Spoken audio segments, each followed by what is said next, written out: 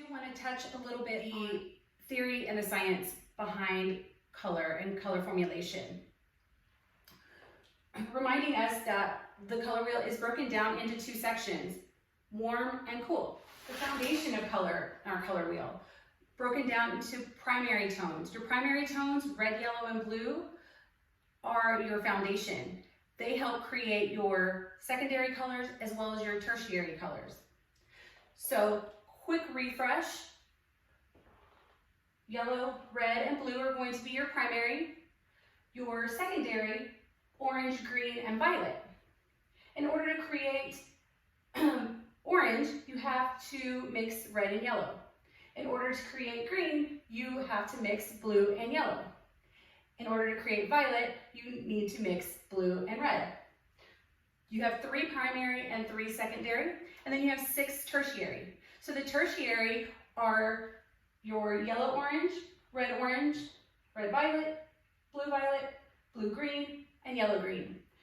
Really having these here is going to help your formulation. So let's also remember that our complementary colors and our neutralizing shades are going to be across from each other. So with violet and yellow, those are going to be complementary. When mixed together, they are going to become neutralized. Our orange and blue are going to be complementary colors, and then our red and green are going to be complementary colors. So when those two are mixed together, they will create a neutralized tone.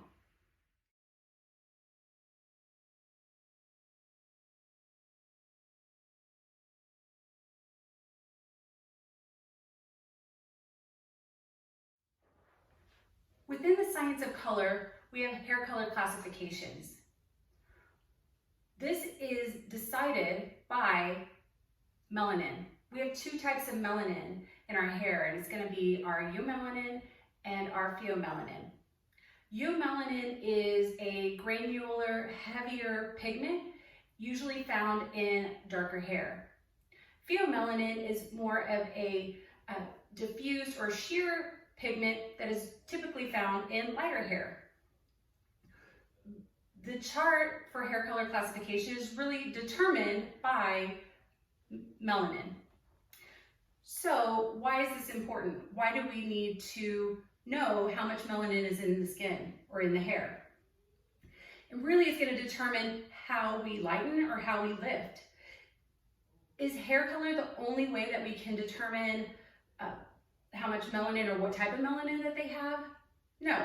You can decide that also by looking at their skin tone, eye color. This is really going to help decide for formulation purposes, right? So you're going to be able to not only determine if they have lighter hair, but they have a darker skin tone or very dark eye color. You can classify them as a eumelanin, which typically is a little bit harder to lift or harder to remove any warmth in the hair. So we have to handle it in a different manner when formulating. So with hair color classification, our level 1 is going to be black, our level 2 is darkest brown, our level 3 is dark brown, 4 is brown, level 5 is light brown, level 6 is going to be your dark blonde, level 7 is blonde, level 8 light blonde, level 9 very light blonde, and level 10 lightest blonde. The numbers were really created for the hairdresser and the names for our client. Let's discuss undercoat or underlying pigment. When lifting from a level 1 on up to a level 10, you will start to expose underlying pigment. So at a level 1, you will find that your underlying pigment is red. At a level 2, 3, and 4, you will also see that red is your undercoat or your underlying pigment. Starting at a level 5, which is light brown, you will find that red-orange is your underlying pigment. At a 6, orange will be the undercoat or the underlying pigment. At a level 7, you will be exposing orange-yellow. At a level 8, will be yellow. At a level 9, you'll see it's light yellow, and then at a level 10, pale yellow. This is important because you will need to in formulation to neutralize this underlying or undercoat. Now, if you're looking to have something more neutral as your target shade, you will need to help neutralize it. Now, if you are going to a target shade that's a little bit on the warmer side or even a red, these undercoats are going to help support that warmth. So deciding whether what you're going to do or which direction you're going to go is all going to be decided when you know what your underlying pigment is going to be exposed. Now, if you have someone that is going from a level 10 and wants to go darker, this chart is still going to be helpful for you because you need to make sure that that undercoat is put back into the hair through filling or pre-pigmenting the hair. You want to make sure that you're adding that warmth. Otherwise, you will not the color will not be supported and could fade a little bit faster, or you may get a very hollow or end result.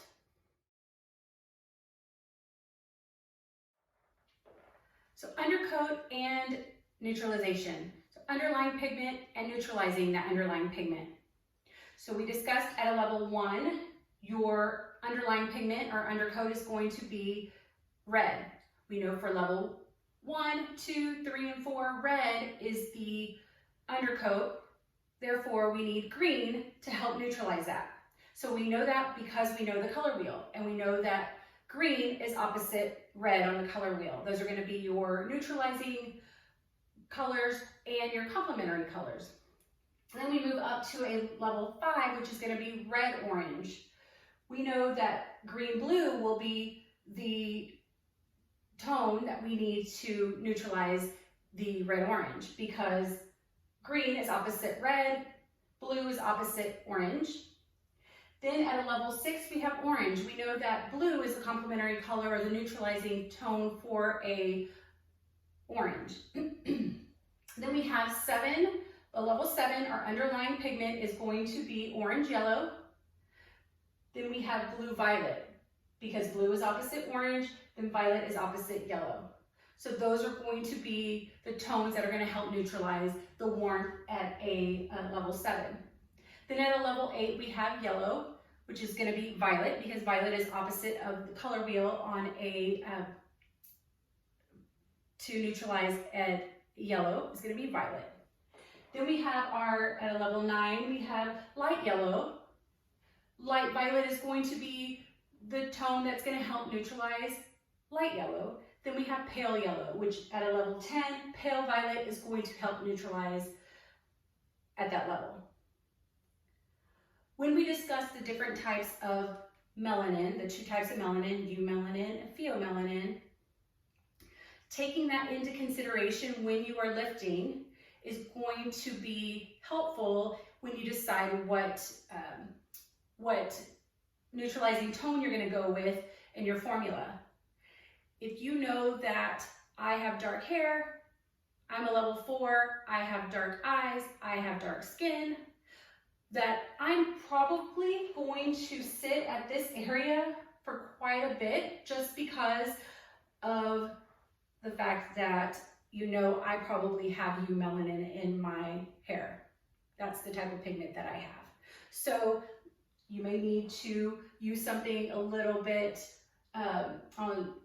more blue in it because you need to cancel out a lot of the orange tones that I'm going to be kind of stalled out at for a bit.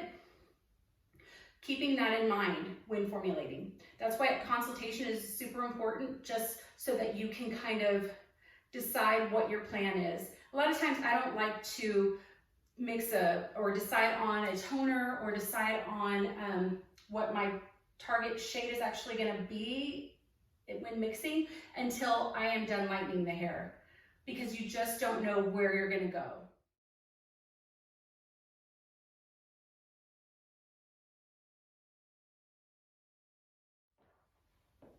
The characteristics of color: depth, hue, intensity. Lightness or darkness of a color is going to help determine the depth.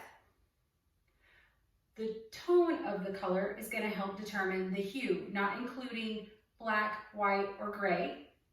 Vibrancy or strength of a tone is going to help determine the intensity. Depth is going to be determined by the concentration of red, yellow, and blue. Depth is what determined our level system. So at a level 1, you have the maximum amount of depth. At a level 10, you have minimum amount of depth. So depth is going to determine how light or how dark the hair is. Now hue is described as tone. The tone influences the depth. So for example, if you have a level 7 blue or a 7.1 versus a 7.3 or a 7 gold, the 7.1 is going to have more depth than the 7.3. The blue in that level 7.1 is going to be darker and appear darker than the 7.3, which is gold.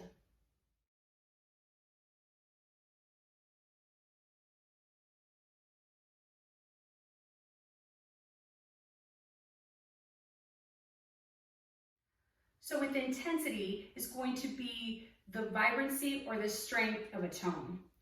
So for example, if your client is looking to be a copper color, we need to decide, is she wanting a copper red, which can be more intense, or a softer copper, which is like a golden copper that is going to be less intense.